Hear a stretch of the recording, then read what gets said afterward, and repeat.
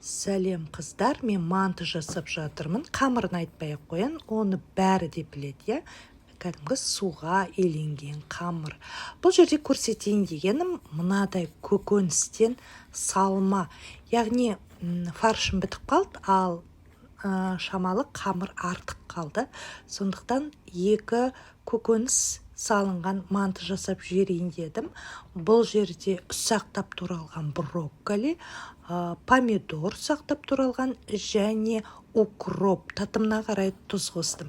Міне мынау еттен жасалған манты, ал мынау көкөністен жасалған манты. Дәмін көрейін дедім. Айтпақшы, мынау қолдан жасалған мантница. Бұны әкеміз біз Қостанайда оқып жүргенде манты жеп жүріңдер деп жасап берген. 25 жылдай өтті. Ал мынау заманауи мантница Викалина, бірақ оны біз қолданбаймыз. Қонақ шақырғанда ғана қолданамыз. Үлкен, епетейсіз. Ал мынау мантница шап-шағын, ыңғайлы және бұған піскен манты міндетті түрде дәмді болады. Қараңыздар, 4-5 адам тоятын манты сыяды. Мантына осылай майға малып алып, мінеки мантницаға салып жатырмын. Міне екінші табағы өзі барлығы 3 табақ, как положено. Мінеки салып болдым. Қараңыздар, сыртына. Қараңыздар, бір ғана кастрюльге салынады. Яғни ең астындағы табақтың аяғы бар.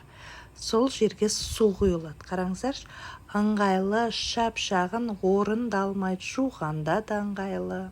Бөлек-бөлек табақ емес, бір ғана кастрюльге сыйып тұрған 3 табақ. Яғни астыңғы табақтың аяғы бар. Су құйылады, түсіндіңіздер.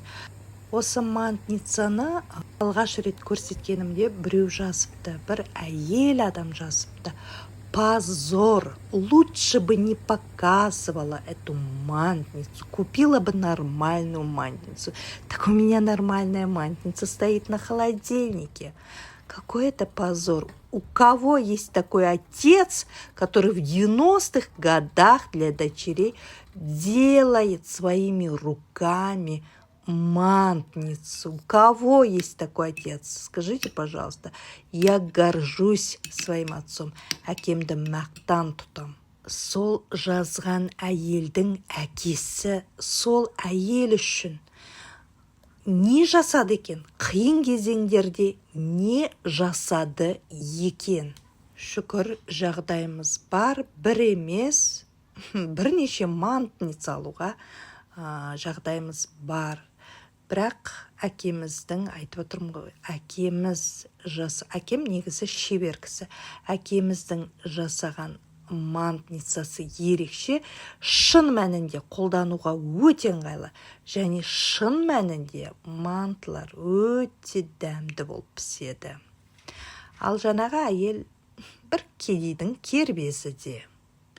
Құдай кешірсін.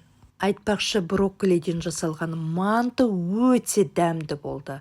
Сондықтан егер сіз ет жемейтін адам болсаңыз, немесе уақытша бір диета ұстап жүрсеңіз, міндетті түрде осылай жасап көріңіздер.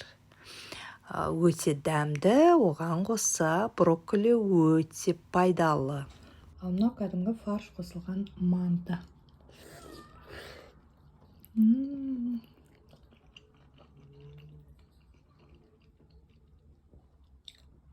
Керемет. Міне көріп отырғандарыңыздай, мантыны көкөністен де жасауға болады екен. Бәрімізге ас болсын, өз пікірлеріңізді жаза кетіңіздер. Видеомды қарағандарыңыз үшін рахмет.